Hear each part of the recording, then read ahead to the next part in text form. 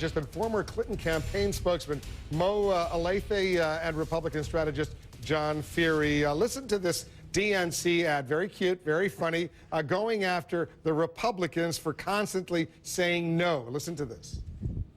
No. Nope. No. Nope. No. Nope.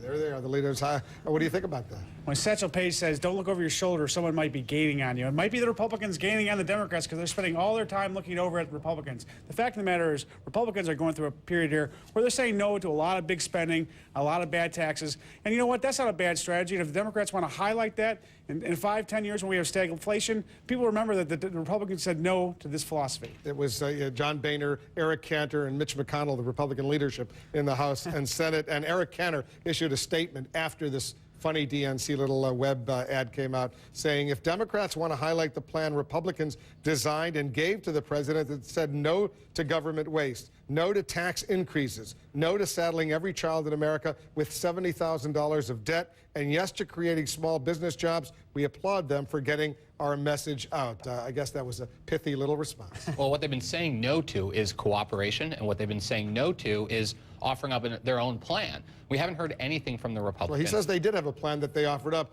that the White House and the Democrats in Congress simply ignored. When the president went to Capitol Hill to make his case for his stimulus plan, the Republican leadership in the House said, you know what? Told all their members, we vote no. They said vote no on this before the president even arrived on the Hill. Well, they said vote no because the package had already been done before the Republicans even had a chance to say yes to things that they wanted. And they had a plan that would be half the cost and twice the jobs. And the Democrats said thanks, but no thanks. Nancy Pelosi wrote her own plan, no Republican input, so they had to say no. If there's another economic stimulus plan down the works, it would be the second Obama stimulus plan, the third overall since President Bush had one last year. Do you think there'll be greater or less I guess there could be even less cooperation, greater cooperation between the Democrats and the Republicans? Well, I think the first point is let's give this stimulus plan some time to work, and it's starting to work in states across the country.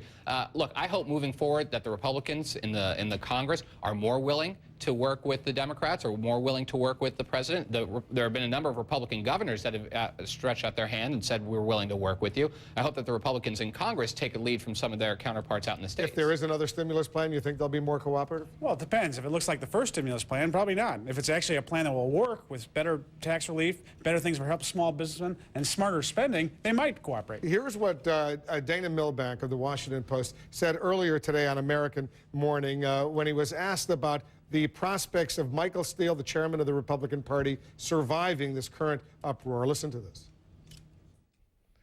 Yeah, I think, to put it lightly, I think it's safe to say that Chairman Steele has set the land speed record for going from zero to complete albatross in all of 40 days that he's been in office there. Oh, is that too harsh?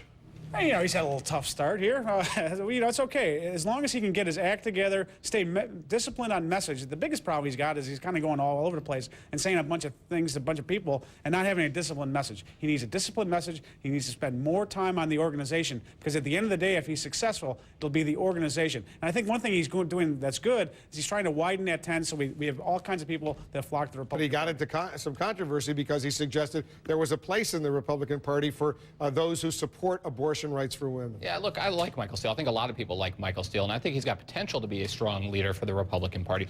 But the problem isn't actually Michael Steele. I think the problem is the Republican Party is adrift right now. It doesn't know what direction it wants to go in. When Michael Steele repudiated Rush Limbaugh for saying, I want the president to fail, he then backtracked and apologized. That's just one instance of how this party seems to be drawn back to being the party of no, party wanting to fight the old ideological battles of the past. We'll leave it there, guys. Thanks very much. Thanks. President Obama is making a